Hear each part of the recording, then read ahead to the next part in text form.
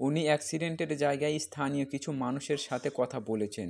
তখন অনেকে উনাকে জানিয়েছে যে যেটাকে উনার অ্যাক্সিডেন্ট হয়েছে সেটা নাকি একটু অদূরে দীর্ঘক্ষণ থেকে অপেক্ষামান ছিল। উনি রোডে আসার সময় তীব্র গতিতে ধাক্কা দিয়ে পালিয়ে যায়। আমরা অবশ্য ট্রাক শনাক্ত করেছি, ড্রাইভার পলাতক। অদূরে এক বাসার সিসিটিভিতে সে কথার সত্যতা প্রমাণ পেয়েছি। তাই আমাদের ইনভেস্টিগেশন করাই লাগবে, আর কেস ফাইল হয়ে গেছে। ও মাই গড, সুমন আমাকে তো কিছু জানায়নি। আমরাই তাকে জানাতে নিষেধ করেছিলাম। আপনার স্ত্রীর সাথে অ্যাক্সিডেন্টের আগের দিন রাতে সুমন সাহেবের সাথে ফোনে দীর্ঘক্ষণ আলাপ হয়েছে। তখন উনি নাকি বিপদের আশঙ্কার কথা ভাইকে জানিয়েছিলেন। আমি তো কিছুই জানি না। আস্তে আস্তে সব জানবেন মামুন সাহেব। যেহেতু মামলা হয়েছে, কিছু সত্য মিথ্যা প্রকাশ তো পাবেই। মানে কি? সুমন মামলা করেছে? জি, মামলা হয়েছে, তবে কাউকে আসামি করা হয়নি। আমরা আশেপাশে সিসিটিভি ফুটেজ সংগ্রহ করে দেখেছি। তদন্তের স্বার্থে খুব বেশি কিছু জানাতে পারবো না, তবে কিছুটা আলামত পেয়েছি। আপনাকে আমাদেরকে কোঅপারেট করতে হবে মামুন সাহেব। জি অবশ্যই। আপনার সাথে দাম্পত্য কলহ ছিল ওনার। আপনি তাকে মৃত্যুর কিছুদিন আগে বাবার বাসায় রেখে এসেছিলেন। কেন রেখে এসেছিলেন তাও আমরা জেনে গেছি। আপনি অবশ্য আপনার জায়গা থেকে 100% রাইট ছিলেন। আমরা এও জেনে গেছি যে বিশিষ্ট শিল্পপতি মারুফ সাহেবের সাথে ওনার ফিজিক্যাল সম্পর্ক ছিল। অ্যাক্সিডেন্টের অদূরে একটা ফ্ল্যাটে মিমের নিয়মিত যাওয়া আসা ছিল, যেটা মারুফ সাহেব রেন্ট নিয়েছিল। আর সে বাসাটা আপনার বন্ধুর রাকিবের। জি, যা শুনেছেন সব সত্য। ইতিমধ্যে আমরা 6 থেকে 7টা মোবাইলের কল লিস্ট চেক করেছি। বেশ কিছু অসামঞ্জস্যতা মিলেছে। আপাতত কিছু বলছি না। তদন্তের স্বার্থে আপনারা অনেকেই আমাদের সন্দেহের তালিকায়। কি বলছেন এসব? আপনারা কি আমাকে সন্দেহ করছেন? জি করছি। যদিও আপনার শ্বশুর বাড়ি থেকে আপনার অনেক প্রশংসা করা হয়েছে, কিন্তু আমরা তদন্তের স্বার্থে কাউকে ছাড় দিতে রাজি না। আপাতত আপনি শহর ছেড়ে কোথাও যাবেন না। আমরা কেউ শিওর না এটা হত্যা, তবে মামলা হয়েছে তাই দেখতে হচ্ছে। হয়তো প্রয়োজনে কবর থেকে লাশ তুলতে হতে পারে, তবে সেটা আমাদের প্রাথমিক তদন্তের পর যদি কিছু প্রমাণ পাই। আদালতের অনুমতি নিয়েই বাকি কাজ করব। মিমকে চিকিৎসা দেওয়া কর্তব্যরত ডাক্তারের সাথে আমরা আলাপ করব এই নিয়ে। আপনারা আপনাদের কাজ করুন। আমিও চাই যদি হত্যা হয়, তবে আমরা যেন ন্যায় বিচার পাই। আপনি কি কাউকে সন্দেহ করেন? জি না, একদম না মামুন সাহেব। সন্দেহ করলে একজনকেই করা যায়। একমাত্র লোক ওই যে মারুফ সাহেব, যে আমার সংসার তছনছ করে দিয়েছে। ওসি সাহেব, উনি মামলা হওয়ার পর থেকে বাসা থেকে বের হচ্ছেন না খুব একটা। আমরা ওনার ওপর কড়া নজর রাখছি।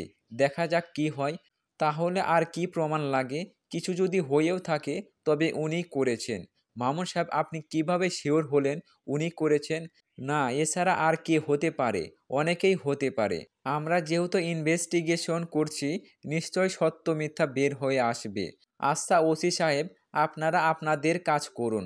সহযোগিতা যতটুকু লাগে আমরা করব। আচ্ছা মামুন সাহেব, আপনার বন্ধু রাকিব সাহেব যে আপনার স্ত্রীকে উত্ত্যক্ত করতেন, ফিজিক্যাল অ্যাটাচের জন্য চাপ দিতেন, এমনকি কথা না শুনলে উনি মারুফ সাহেবের কথা আপনাকে জানিয়ে দেবেন বলে হুমকি দিতেন, এসব কি জানতেন আপনি মামুন সাহেব? এ নিয়ে মারুফ সাহেব আর রাকিব সাহেব দুজন বেশ ঝগড়া করেছেন, সে খবর আমরা পেয়েছি। রাকিব সাহেবের গতিবিধি সব সময় সন্দেহজনক ছিল। এমনকি আপনার বাসায় আগের কাজের ছেলে মিল্টন আমাদের সন্দেহের তালিকায়, যাকে 3 মাস আগে চাকরি বিচ্যুত করেছিলেন তুচ্ছ কারণে আপনার স্ত্রী। কি বলেন এসব? আমি এসবের কিছুই জানি না। তবে হ্যাঁ, রাকিবের কাছ থেকে তার ফ্ল্যাটে যাতায়াতের কথা শুনেছি। তার মাধ্যমে শুনেছি মারুফের সাথে মিমের সম্পর্কের কথা। মিল্টন প্রায় সময় চুরি করত বলে জেনেছি মিমের কাছ থেকে। সেজন্যই সে চাকরিচ্যুত করেছিল। অথচ ঘটনা ভিন্ন ছিল মামুন সাহেব। আপনি হয়তো সেই সব জানেন না। অন্য কিছু লুকাতে মিল্টনকে সরিয়ে দেওয়া হয়েছিল। আপাতত আমরা আপনাকে তা বলছি না। আর রাকিব অনেক জ্বালিয়েও পাত্তা না পেয়ে আপনাকে জানিয়েছে মিম তার কথাই রাজি হয়নি। আপনি নাকি সেই বাসায় কেয়ারটেকারকে টাকা দিয়েছিলেন মিমের আসা যাওয়ার খবর জানতে। হ্যাঁ, দিয়েছিলাম। একজন স্ত্রীর খবর নিতে এটুকু দেওয়া কি পাপ? না না, উত্তেজিত হচ্ছেন কেন? আমি পাপের কথা বলিনি, জাস্ট জানতে চাওয়া। আমরা সুমন সাহেবের মাধ্যমে আপনার স্ত্রীর মোবাইল জব্দ তালিকায় নিয়েছি, যাচাই বাছাই করেছি। দেখি কি হয়। ওকে ওসি সাহেব, দেখেন। আচ্ছা মামুন সাহেব, আমি যাই আজ। অন্যদিন প্রয়োজন হলে আসবো অথবা আপনাকে ডেকে পাঠাবো। আশা করছি আপনার সহযোগিতা পাবো। জি নিশ্চয়। শায়লার দিকে তাকিয়ে চেয়ার ছেড়ে উঠে দাঁড়ায় ওসি। তারপর স্মিথ হেসে শায়লার উদ্দেশ্যে বলেন, আবার হয়তো দেখা হবে। শায়লা মাথা নাড়ায় না বুঝেই। ওসির কথায় যেন অপার রহস্য। ওসি শহীদুল এক কদম সামনে গিয়ে আবার ফিরে এসে বলেন, মিস শায়লা, আপাতত আপনিও এই শহর ছেড়ে যাবেন না প্লিজ। শায়লার মেজাজ ধরে রাখা কঠিন হয়ে যায়। আপনার কি মাথা খারাপ ওসি সাহেব, যা তা বলছেন? আমি এসেছি বন্ধুর বিপদে সহমর্মিতা জানাতে, উল্টো আপনারা আমাকেই ফাঁসাচ্ছেন। এ কেমন দেশের আইন? দেখেন মিস শায়লা, উত্তেজিত হবেন না প্লিজ। আপনাকে আমরা সন্দেহ করছি না, শুধুমাত্র একটু সহযোগিতার কথা বলছি। এটুকু করুন প্লিজ। আর শুনুন, সব ওসির এসব কেসে মাথা খারাপ থাকে। আশেপাশে যাকে দেখে তাকেই সন্দেহ করে। আপনিও আমাদের সন্দেহের তালিকায় না হলেও সুষ্ঠু তদন্তের স্বার্থে এতটুকু সহযোগিতা আপনার থেকে আশা করছি। নিশ্চয় করবেন। ওসি শহীদুল কথা শেষ করে দ্রুত বেগে চলে যান বাসার বারান্দা থেকে। ঝিম মেরে বসে থাকে মামুন। ভাবতেই পারছে না কি হচ্ছে এসব। সুমনের সাথে কথা বলার দরকার। সুমন তো তাকে বলতে পারতো। শায়লা বেশ ঘাবড়ে গেছে যদিও। এসব কি মামুন? আমি এসে কি একটা ঝামেলায় পড়ে গেলাম? এমন জানলে আসতামই না। আরে এত ভেবো না। যা সত্যি তা পরিষ্কার। এসব নিয়ে মাথা ব্যথা বাড়িও না। দেখা যাক কি হয়। আর আমি তো আছি। পুলিশ দেখুক তার মতো করে। আচ্ছা আমি যাই রে, পরে কথা হবে। বেশি ভেবো না প্লিজ। আমি কাল আইনজীবীর সাথে কথা বলবো। ধ্যান, তুমি ফিরে যেও দ্রুত। আচ্ছা মামুন, দেখা যাক। ভালো থাকিস। নিজের খেয়াল নিস। শায়লা চলে যায়। মামুন তখনও বারান্দায় বসে থাকে। তখন সন্ধ্যা পেরিয়ে প্রায় রাত নেমে এসেছে। আজ শুক্লা পঞ্চমীর চাঁদ উঠেছে মেঘযুক্ত আকাশের পিঠে। ওদিকে তাকিয়ে বেনসন হ্যাজেসের প্যাকেট খুলে একটা সিগারেট ধরায়। ধোঁয়া ছাড়ে আর ভাবনার জগতে হারিয়ে যায়। সেখানে তার আশেপাশে জুড়ে ছিল কেবল মিম। সেই মিম হারিয়ে গেছে বেঁচে থাকতেই। আজ কেন জানি সব কিছু ধোঁয়াশে লাগছে। আসলে কি মিমকে হত্যা করা হয়েছে? আপাতত এই প্রশ্নের উত্তর কারো কাছে নেই। তবে আজ মামুন নিজেই স্ত্রীর হত্যার সন্দেহভাজন। মামুনের কাছে সব কিছু কেমন রহস্য রহস্য লাগছে। মানুষের জীবনের গল্প কি এমন রহস্যময় হয়? একটা রহস্যের আঁচ লাগিয়ে কি কারো কারো জীবনের যবনিকাপদ হয়, তাও আরেক রহস্য। আসলে প্রত্যেকটা মৃত্যু এক একটা রহস্য। এই রহস্য সবাই ভেদ করতে পারে না। এর মাঝে পুলিশের নানানবিধ জোড়ঝাপের মাঝে আবাসিক এলাকা মারুফের সেই ভাড়া করা একটি ফ্ল্যাট থেকে অর্ধগলিত লাশ উদ্ধার করে পুলিশ। স্থানীয় ওসি শহীদুল জানান যে ফ্ল্যাট থেকে লাশ উদ্ধার হয়েছে, সেখানে তিনি একা থাকতেন তার স্ত্রী ছেড়ে যাওয়ার পর। এই ফ্ল্যাটের মেঝেতে তার লাশ পড়েছিল। আত্মহত্যা নাকি খুন, পুলিশ কোনো কিছু প্রাথমিকভাবে সুরাহা করতে পারেনি। পুলিশ ময়নাতদন্তের জন্য লাশটা হাসপাতালে পাঠিয়েছে। মরদেহে কোনো আঘাতের চিহ্ন নেই। ময়নাতদন্তের প্রতিবেদন পেলে মৃত্যুর কারণ নিশ্চিত হওয়া যাবে বলে পুলিশ জানিয়েছে। পুলিশ এও জানিয়েছেন যে তার অফিস থেকে খোঁজ খবর নিয়েছেন। গত 7 দিন ধরে মারুফ তার অফিসে যায়নি। দীর্ঘদিন বাসা থেকে বের হতো না দেখে বাসার মালিকের সন্দেহ হলে পুলিশে খবর দেন তিনি। এই কয়দিনে মারুফ কারো সাথে কথা বলেনি। আত্মীয় স্বজন, বাবা মা কারো কল সাথে খুব একটা কথা বলেনি। অফিসের প্রয়োজনে কেবল ম্যানেজার রাব্বির সাথে কথা বলতো, তাও খুব কম। নিজেকে এই কয়দিনে বেশ আলাদা করে ফেলেছিল। এদিকে মিমের মৃত্যুর পর পুলিশের ইনভেস্টিগেশন নজরদারি বেড়েছে। সব মিলিয়ে প্রচণ্ড ডিপ্রেশনে পড়ে গিয়েছিল। ব্যবসায়িকভাবে কিছুটা ক্ষতিগ্রস্ত হয় এর মাঝে। সব মিলিয়ে একটা কঠিন সময়ের মধ্যে দিয়ে যাচ্ছিল সে। শেষবারের মতো মিতু তার বাচ্চাদের নিয়ে আসে মারুফকে দেখতে। পুলিশের আনুষ্ঠানিকতা শেষ করে তাদের দেখতে দেয়। মিতুর অভিব্যক্তি খুব বদল হয় না। সে কাঁদতে পারে না। চোখে অশ্রু অবশিষ্ট নেই যে সে কাঁদবে। কার জন্য সে কাঁদবে? বাচ্চারা চিৎকার করে কাঁদে। তাদের সান্ত্বনা দিতে দিতে নিজের গোপন কষ্ট সে গোপনই রাখে। যতই হোক সে বাচ্চাদের বাবা। এটা তো আর অস্বীকার করা যাবে না। কিছু কিছু ভুলের প্রায়শ্চিত্ত যে এত বিরাট আকারে হয় তা কারো জানা ছিল না। পরকীয়া একটা পরিবারকে তছনছ করে দেয়। কোথাও শান্তি থাকে না, না ইহকালে না পরকালে। মাঝখানে বাচ্চাদের জীবনে নেমে আসে দুর্বিষ। মিতু বাসায় যখন ফেরে তখন রাত। বাচ্চাদের ঘুম পাড়িয়ে ঘরের বেলকনিতে এসে দাঁড়ায়। বারবার মারুফের স্মৃতিগুলো মনে হচ্ছে। এমন তো হবার কথা ছিল না। সে সুখী হতে নেশাখোরে লিমনকে ছেড়ে মারুফের হাত ধরেছিল, কিন্তু সুখ কোথায়? এসব ভাবতে ভাবতে মিতুর বুকের ভেতরটা হু হু করে ওঠে। কিন্তু যতই কান্না আসুক আর সে কাঁদবে না, আর কিছুতেই কাঁদবে না। জানালা দিয়ে বাইরে তাকায় মিতু।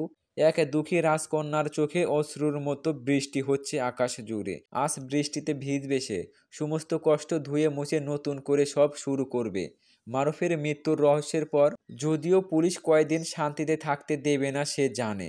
যাক, দেখা যাবে পরে। বৃষ্টিতে ভেজার আলাদা একটা সুবিধা আছে। বৃষ্টির পানিতে চোখের পানি রাখা যায় না, তাই সে আজ ভিজবে। ব্যালকনি ছেড়ে অন্ধকার ঘরে এসে দাঁড়ায়। অন্ধকার ঘরে মিতুর চোখ ঝাপসা হয়ে আসে কেবল। মারুফের মৃত্যু অনেকটা মিমের মৃত্যুর মতোই অমীমাংসিত এবং রহস্যময়। যদিও পুলিশ দুটো কেস নিয়ে উঠে পড়ে লেগেছে, অনেকটা হচ্ছে না থাকার সত্ত্বেও একটু দেরিতে বিছানা ছাড়ল মিতু। কাল রাতে একেবারেই ঘুম হয়নি। খানিকটা ঘুম আসে ফজর নামাজের পর। তারপর একটু পরপর অজানা আশঙ্কায় বারবার ঘুম ভেঙে গিয়েছিল তার। সারা রাত দু চোখের ওপর দিয়ে খুব ধকল গেছে, সেটা যে কেউ তাকে দেখলেই বুঝবে। এক রাতে চোখের নিচে কালশেটে দাগ দেখা যাচ্ছে। চোখের পাতা দুটো ফুলে গেছে অনেকটা। মায়ের ডাকে মিতুর ঘুম ভাঙল। কেউ একজন এই ভর দুপুরে তার সাথে দেখা করতে বাসায় এসেছে। কে হতে পারে? ভাবতে ভাবতে সে ওয়াশরুমে গেল। খানিকক্ষণ পরে ফ্রেশ হয়ে এক গ্লাস পানি খেয়ে ড্রয়িং রুমে গিয়ে সে অবাক না হয়ে পারল না। লিমনকে দেখে তার যতটুকু চমকাবার কথা তার চেয়ে ঢের বেশি চমকে গেছে এতদিন পর। তবুও নিজেকে সংবরণ করে এগিয়ে আসে সোফার দিকে। অনেকদিন পর এই মানুষটাকে দেখে মিতুর চেহারায় অভিব্যক্তি তেমন কোনো পরিবর্তন হয় না। কিছুটা দ্বিধা নিয়েই মিতুকে আসতে দেখে লিমন উঠে দাঁড়ায়। মিতু কোনো ভনিতা না করে সরাসরি প্রশ্ন করে, তুমি এতদিন পর এখানে কেন এসেছো লিমন? মিতুর মুখে তার নিজের নাম শুনে লিমনের বুকের ভেতর শিহরণ বয়ে গেল। কতদিন, কত মাস, কত বছর পরে প্রিয় মানুষটার মুখে তার নাম শুনল। এতদিন কেউ এমন মধুর সুরে তাকে ডাকেনি। হয়তো ভেবেছে মিতু কবেই ভুলে গেছে। লিমনের মনটা হঠাৎ ভীষণ সাহসী হয়ে উঠল। স্পষ্ট উত্তর দিল, হ্যাঁ মিতু, আমি তোমার এই ভয়ঙ্কর বিপদের সময় দূরে থাকতে পারি না। তুমি সব সময় আমার কাছেই আছো। এক মুহূর্তের জন্য তোমাকে ভুলিনি। আমি তোমাকে এখনো ভালোবাসি, খুব ভালোবাসি মিতু। মিতু চেহারায় গম্ভীর ভাব এনে উত্তর দেয়, আমি এখন প্রেম করার মুডে নাই লিমন। প্লিজ এসব কথা বলার দরকার নেই। কেন এসেছো সেটা বলো। এমন করে কেন বলছো? বিয়ের পর আমাকে তুমি একদম পর করে দিয়েছো। কতবার তোমাকে দেখার জন্য অস্থির ছিলাম, কতবার চেষ্টা করেছি তোমাকে দেখার জন্য, কিন্তু তুমি সুযোগ দাওনি মিতু। আমার তো প্রেম মিথ্যে ছিল না। দেখো লিমন, এই মুহূর্তে এইসব কথা শুনতে কিংবা তোমাকে রুড কিছু বলতে মন সায় দিচ্ছে না। তুমি আমার পরিস্থিতি চিন্তা করো। মাত্র কয়েকদিন আগে আমি বাচ্চার বাবাকে হারিয়েছি। তোমার সাথে এই মুহূর্তে দেখা করা তো অনুচিত, তবুও এলাম। তুমি তো তাকে ডিভোর্স দিয়েই দিয়েছো। সে তো তোমার স্বামী না এখন মিতু। বাহ, সব খবর রাখো দেখি। অবশ্যই রাখি। তোমার প্রতিটা মুহূর্তের খবর আমি রাখি। প্লিজ, আমি এই অনাধিকার টর্চা চাচ্ছি না। আর শোনো, ডিভোর্স হয়ে গেছে এটা ঠিক আছে, কিন্তু এটা জেনে রাখো, ও আমার বাচ্চার বাবা। এটা চিরন্তন সত্য। ওর কোনো অমঙ্গল আমি কখনো চাইনি। তবুও আজ বাচ্চারা তাদের বাবা হারা। এই মানুষটার সাথে আমি দীর্ঘদিন কাটিয়েছি। মারুফের বাসা থেকে ফিরে আসার পর নিজেকে সামলানোর সময়ও পায়নি লিমন। এর মধ্যে সে মারা গেল। পুলিশের ঝামেলা তো আছেই। প্লিজ তুমি চলে যাও, আমি কোনো কিছু বলার মুডে নেই। মিতু, তুমি এত দ্রুত সব কিছু ভুলে গেলেও আমি ভুলিনি। রেহানার কাছ থেকে তোমার প্রত্যেক মুহূর্তের খবর আমি নিতাম। আমি তোমাকে সেই আগের মতোই আজও ভালোবাসি। Please Limon, please. আর না, তুমি প্লিজ চলে যাও। কথা শেষ করে কান্নায় ভেঙে পড়ে মিতু। ঠিক আছে, আমি চলে যাচ্ছি। তবে আমি আবার আসবো, বারবার আসবো। না, কখনোই আসবে না। কেন? আমার কোনো পুরুষকে বিশ্বাস নেই। অল আর অ্যাকচুয়াল তোমরা মানে? লিমন, তোমার বউ আছে, একটা বাচ্চা আছে, তাদের ঠকিও না প্লিজ। একটা মেয়ের স্বামী ছাড়া থাকার জায়গা খুব কম। অনেক স্বপ্ন নিয়ে একটা মেয়ে স্বামীর সংসারে আসে। বউ বাচ্চাদের অধিকার থেকে তাদের বঞ্চিত করো না। যাও, তাদের কাছে ফিরে যাও। ও, তোমাকে এইসব খবর রেহানা বলেছে? হ্যাঁ বলেছে। এটা মিথ্যা না। কিন্তু রেহানা তোমাকে এটা বলেনি যে আমি এই বিয়ে করতে চাইনি। বাবা মা জোর করে দিয়েছে। আর এখন তার সাথে আমার মনের সম্পর্ক খুব কম। আমি তোমাকে ভালোবাসি। তোমরা পুরুষরা এমন কেন?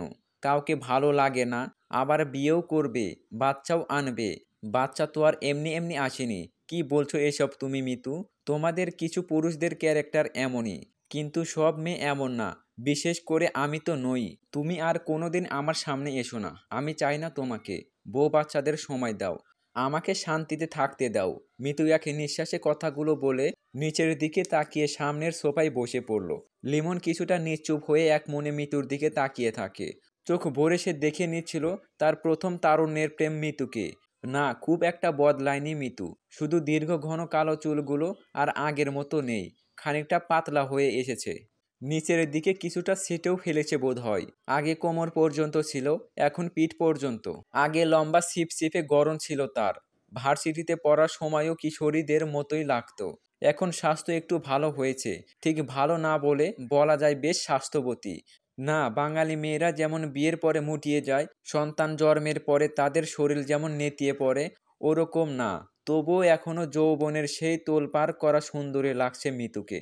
শাড়ির আঁচল ভেদ করে তার ভরাট বুকটাও আন্দাজ করা যাচ্ছে। বয়স তো আর বেশি হবার কথা না, তারা তো সহপাঠী, মানে ৩৫ এর একটু বেশি। তবে আগের চেয়ে বেশ মলিন হয়েছে চেহারা, চোখের নিচে কালচেটে দাগ দেখা যাচ্ছে। মনে হচ্ছে কতদিন যেন উপাস ছিল। তবুও সে এক দৃষ্টিতে তাকিয়ে তাকে চোখের দিকে। হ্যাঁ, মিতুর চোখ দুটো আগের মতোই তেমনই গভীর মায়াময়। অথচ সামান্য অবহেলায় কি বেহাল হয়েছে ও। ওর চোখ মুখে সর্বদাই একটা অদ্ভুত মায়া লেপ্টে থাকতো। আসলে সেই মায়ায় প্রেমে পড়েছিল একদিন লিমন। নীরবতা ভেঙে মিতু, প্লিজ লিমন, তুমি আর এসো না, কোনো দিন না। কিন্তু আমি তোমাকে ছাড়া ভালো নেই মিতু, আর এখন আমাকে তোমার প্রয়োজন। ওই কালপিট স্বামী তো তোমাকে বোঝেনি, পরকীয়ায় মত্ত ছিল। তার জন্য মায়া কেন? স্টপ লিমন, একদম স্টপ। ওর অসম্মান হোক আমি চাই না। আর এত খবর পাও কি করে? যেভাবে হোক পাই, কিন্তু কথা তো সত্য। প্লিজ তুমি যাও। সে আর তুমি খুব ব্যবধান না। ঘরে বউ রেখে আমাকে মায়া দেখিও না। বউ বাচ্চাদের সময় দাও, তাহলে ভালো হবে। আর মানবের অসম্মান করে কোনোদিন আমাকে কিছু বলবে না। যে ব্যক্তি সব ভুল বুঝে সুইসাইড করতে পারে, তার জন্য এত সম্মান কেন? ওয়েট ওয়েট লিমন, তুমি কি করে শিওর সে সুইসাইড করেছে? তাহলে আর কি, কেউ কি হত্যা করেছে? আচ্ছা, এইসবের পেছনে তুমি না তো? তুমি যে ধরনের, তোমার পক্ষে তো সবই সম্ভব। আস্তাগফিরুল্লাহ, কি বলো তুমি মিতু? আমি তো এত খারাপ নই। আচ্ছা থাক, প্লিজ তুমি যাও। আর শোনো, এটা আমাদের শেষ দেখা, তুমি আর কোনো দিন এসো না। লিমন আর একটা বাক্য বাই করেনি, চুপচাপ ড্রয়িং রুম পেরিয়ে সদর দরজার অভিমুখে রওনা দেয়। মিতু তার চলে যাওয়ার পথের দিকে তাকিয়ে ঘন নিঃশ্বাস ফেলে। অতীত কিছু স্মৃতি তাকে ব্যতিব্যস্ত করে তোলে। মিতু সেই ভার্সিটি লাইফের লিমনের সাথে কাটানোর দিনগুলোতে ফিরে গেল। মিতু পড়াশোনায় মাঝারি রকমের ছিল, দেখতে অসম্ভব সুন্দরী, কিন্তু প্রচণ্ড জেদি মিতুকে অনেকেই প্রপোজ করলেও সে কাউকে পাত্তা দিত না। গ্রাম থেকে উঠে আসা এক তরুণ সবেমাত্র ভর্তি হয়েছে ভার্সিটিতে। মিতু প্রথম দেখাতেই লিমনকে ভালো লেগে যায়। যেখানে পুরুষরাই আগে প্রপোজ করে বেশিরভাগ সময়, সেখানে সে মেয়ে হয়ে লিমনকে প্রপোজ করবে, সে কথা ভাবতে বারবার শিউরে ওঠে। সে যেদিন সিদ্ধান্ত নিয়েছিল লিমনকে প্রপোজ করবে, সেদিন যেন সময় আর কিছুতেই কাটতে চাইছিল না। মনে হচ্ছিল শ্যামলা বরণ এই তরুণ হ্যান্ডসাম পুরুষটার জন্য তার আজন্ম অপেক্ষা। সেদিন সকাল থেকেই ঝড়ঝড় বৃষ্টি শুরু হয়েছে। লিমন মিতুর সহপাঠী, তবে খুব ভালো যে বন্ধুত্ব তা কিন্তু না।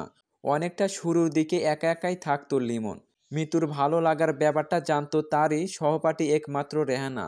ঝিরঝির বৃষ্টির মুখে সময়টুকু লিমনের ভালো লাগতো না, বরং সে এই সময়ে তার মন খারাপ লাগতো।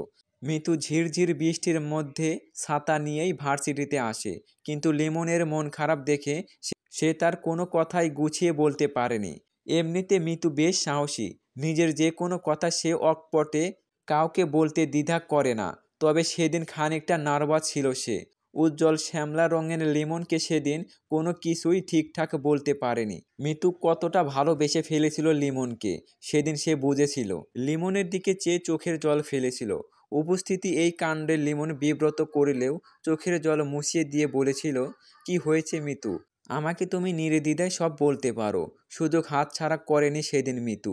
লিমনকে বলে বসেছিল যে তাকে সে কত তীব্রভাবে, কত ভীষণভাবে চায়। পুরো ব্যাপারটাই এত আচমকাই ঘটে গিয়েছিল যে লিমন ঘটনার আকস্মিকতায় নিজেও খুব অবাক হয়েছিল। তবে সুন্দরী, ভরাট নিতম্বের মেয়েটার প্রপোজে সাড়া দেবে কি না তা নিয়ে লিমনের দ্বিধায় ছিল। আসলেই কি মিতু সিরিয়াস ভালোবাসে, নাকি ক্ষণিকের মোহ এটা? এই ভাবনাই লিমনকে বিষণ্ণ করে তোলে। সেদিন মিতুর কথা শুনে লিমন শুধু নরম গলায় বলেছিল, মিতু, তুমি আরও সপ্তাহখানেক সময় নাও। ততদিনে তুমি নিজেও একটু বুঝবে সত্যতা। আবেগ না মোহ নাকি সিরিয়াস নিজেই বুঝতে পারবে। আমি অনেক ভেবেছি লিমন, ভেবে চিন্তায় কথাগুলো তোমাকে বললাম। এরপর থেকে লিমনের সাথে আস্তে আস্তে মিতুর সম্পর্কটা হয়েই গেল। তবে তাদের দুজনের পছন্দের ব্যাপারে বেশ অমিল ছিল। মিতু পছন্দ করত অরণ্যে, আর লিমন পছন্দ করত উত্তাল সাগর। তবে একটা জিনিস দুজনের পছন্দ ছিল, কবিতা। দুজনই কবিতা পছন্দ ছিল। সম্পর্কের বয়স আস্তে আস্তে অনেক দিন পেরিয়ে গেল।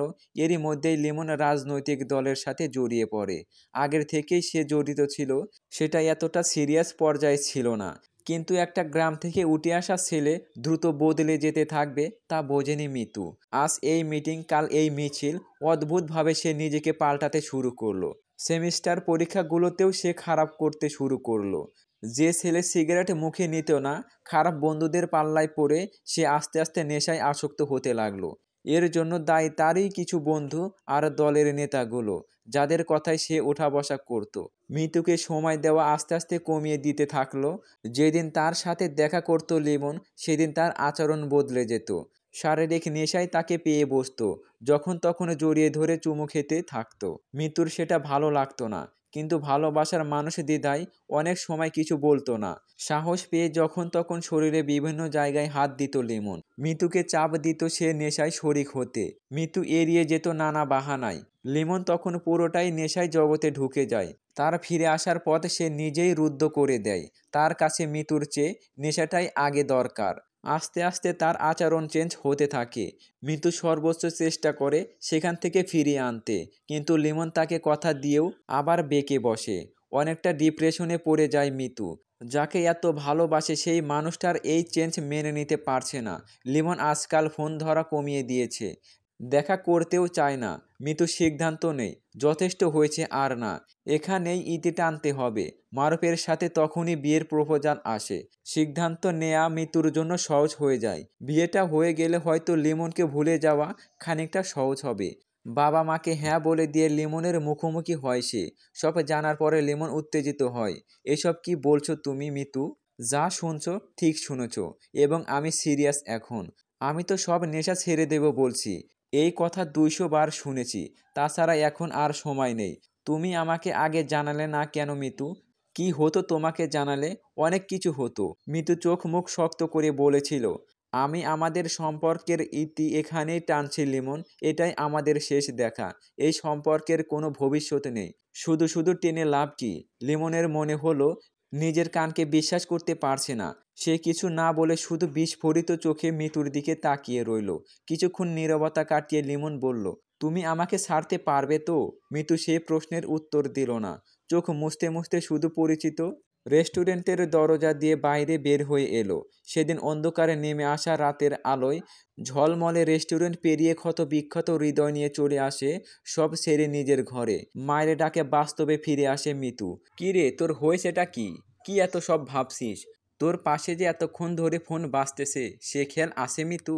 সে সম্বিত ফিরে পেয়ে তাড়াতাড়ি ফোন রিসিভ করতেই পুরুষালী কণ্ঠ শুনে জিজ্ঞেস করে, হ্যালো, কে বলছেন? আপনি কি মিস মিতু? আমি ওসি শহীদুল বলছি। জি স্যার, বলুন। আপনার সাথে আমার দেখা করার দরকার ছিল মিস মিতু। আপনি কি বাসায় আছেন? জি, বাসায় আছি। আচ্ছা, আমি কিছুক্ষণ পর আসছি। তার আগে একটু বলুন প্লিজ, মিস মিম হত্যার দিন আপনি কেন রাস্তার মোড়ে দাঁড়িয়েছিলেন? সেখান থেকে হত্যার স্পট খুব কাছে। মানে কি অফিসার? প্লিজ অ্যান্সার দিন যা জিজ্ঞেস করছি। মিস মিতু, আপনি ভালো করেই জানেন কেন বলছি। আপনি হত্যা স্পটে কেন গিয়েছিলেন সেদিন? পাশের বাসায় সিসিটিভি ফুটেজে আপনাকে স্পষ্ট দেখাচ্ছে। মিতু আমতো আমতো করে কি বলবে ভেবে পাচ্ছে না। অফিসার শহীদুল আবারও বলেন, কিছু গোপন করবেন না প্লিজ। আমরা ইতিমধ্যে বেশ কিছু মোটিভ উদ্ধার করেছি। আমাদের কোঅপারেট করুন, তাতে আপনারই লাভ। দেখুন অফিসার, মারুফের সাথে ইতিমধ্যে আমার ডিভোর্সের সব রেডি ছিল। একটা নষ্ট চরিত্রের লোকের সাথে এতদিন সংসার করেছি, তাও ধৈর্য ছিল বলে। কিন্তু আর কত? তাই বলে হত্যা করতে হবে একজনকে? আমি হত্যা করিনি অফিসার। তাহলে কেন গিয়েছিলেন? আমি সেদিন গিয়েছিলাম রাব্বির কথায়। সে আমাকে প্রমাণ দেখাতে চেয়েছিল মারুফ আর মিমের কর্মকাণ্ডের। রাব্বি মানে আপনার স্বামীর বন্ধু কাম ম্যানেজার? জি সেই। কিন্তু আমি যাবার আগে মিম বেরিয়ে আসে, তাই আমি কিছুক্ষণ অপেক্ষা করে চলে আসি। আচ্ছা কি যেন নাম বললেন? রাব্বি। উনার ভালো নাম জানেন মিস মিতু? জি অফিসার। উনি আমাদের পারিবারিকভাবে পরিচিত, মারুফের দীর্ঘদিনের বন্ধু, একেবারে শৈশব থেকেই। উনার ভালো নাম যেন কি? উনার নাম মোরশেদুল ইসলাম রাব্বি। কিন্তু কেন অফিসার? না, এমনিতেই জানতে চাইলাম। আর একটা ক্রস ম্যাচিংয়ের ব্যাপারে জানার আগ্রহ হলো। এনিওয়ে আপাতত রাখছি মিস মিতু, বাদ বাকি সাক্ষাতে আলাপ হবে। তবে একটা কথা বলি, আমরা বোধহয় দুটি হত্যার মামলা ক্লোজের খুব কাছেই আছি। ও হ্যাঁ, আর একটা ব্যাপার বলতে ভুলে গেছি। আপনার বাসা থেকে কিছুক্ষণ আগে যে ছেলেটি বেরিয়ে গেল, সে কি লিমন, আপনার সেই সহপাঠী? সে কেন এসেছিল? দেখা করতে এসেছিল অফিসার। আর আপনারা জানলেন কিভাবে? আমাদের বাসায় কি গোয়েন্দা লাগিয়েছেন? আমরাও কি সন্দেহের তালিকায়? না না, এমন কিছু ভাবিনি। তবে তদন্তের খাতিরে আমাদের একটু খেয়াল রাখতে হয়, বিভিন্ন জায়গায় সোর্স রাখতে হয়, ব্যাস এইটুকুই। ছেলেটা গত মাস থেকে এই শহরে আছে। তা কি জানেন? কি বলেন এসব? সে তো সব ছেড়ে শুনেছি তার মাফুসবল শহরে সেটেল হয়েছে, কিন্তু সে গত মাস থেকে এই শহরে আছে। আমরা এটাই জেনেছি, বাদ বাকি দেখা হলে কথা বলবো মিস মিতু। আপনারা কি লিমনকে সন্দেহ করেছেন? একটু করছি, কারণ তাকে সন্দেহ করার যথেষ্ট কারণ আছে। আমরা তাকে চোখে চোখে রাখছি, বাদ বাকি সময় বলে দেবে। এই হত্যাগুলোর সাথে তারাই জড়িত যারা হত্যার পরিবর্তিতে বেনিফিট হবে। ও আচ্ছা, একটা দীর্ঘশ্বাস নেয় মিতু। আচ্ছা তাহলে দেখা হচ্ছে কিছুক্ষণ পর মিস মিতু। সে নিশ্চুপ থাকে। অফিসার ফোনে রেখে দিলে মিতু বেশ ঘাবড়ে যায়। না চাইতেও একটা অনাকাঙ্ক্ষিত ঝামেলায় এসে পড়ল। ভাবনায় ডুবে যায় সে। ঘাড়ে কারো হাতের স্পর্শে শিউরে ওঠে সে। পেছন ফিরে দেখে তার মা দাঁড়িয়ে আছেন। মাথায় হাত বুলাতে বুলাতে মা জিজ্ঞেস করেন, সব ঠিক আছে তো মিতু? কে ফোন করেছিল? তুই এত ঘাবড়ে কেন গেলি? মিতু জবাব দেয় না, ঝাঁপিয়ে পড়ে মায়ের কোলে। কাঁদতে থাকে অনবরত। কান্নায় গলায় বলে, আম্মু প্লিজ আমাকে একটু শক্ত করে ধরো সেই ছোটবেলার মতো। আমি কতদিন ভালো করে ঘুমাই না। আমাকে একটু ঘুম পাড়িয়ে দাও আম্মু। মৃত্যুর মা মেয়েকে শক্ত করে জড়িয়ে ধরে তার চোখের অশ্রু মোছাবার চেষ্টা করেন। ততক্ষণে ওনার বুকের কাপড় সে জলে ভিজে যায়। রাতটা কোনো রকম পার করল মিতু। ভোর হতেই দরজা খুলে সামনে বারান্দায় এসে দাঁড়িয়েছে। চোখটা কিছুটা জ্বালাপোড়া করছে। ঘুম হয়নি ভালো করে, তাই মাথা বেশ ভার। গায়ে এসে পড়ছে স্নিগ্ধ ভোরের বাতাস। সামনে সারি সারি রকমারি গাছের পাতা, পেয়ারা আর কলার সবুজ পাতা বাতাসে দোল খাচ্ছে। ঠিক তার পেছনে সূর্যোদয় হয়েছে, কিন্তু তার জীবনের সূর্য যেন সেই বিকেলের মতো আস্তে আস্তে অস্ত যাচ্ছে। বিষণ্ণ মন নিয়ে সে বারান্দায় পায়চারি করতে থাকে। বারান্দার একেবারে শেষের দিকে থাকা চেয়ারটাই বসে নিজের কথা ভাবতে ভাবতে মৃত্যুর বেশ কান্না পেল। হাতের ওপর মাথা রেখে ফুঁপিয়ে কান্না করতে থাকে সে। চলবে? অবশ্যই কমেন্ট বক্সে কমেন্ট করে জানাতে ভুলবেন না।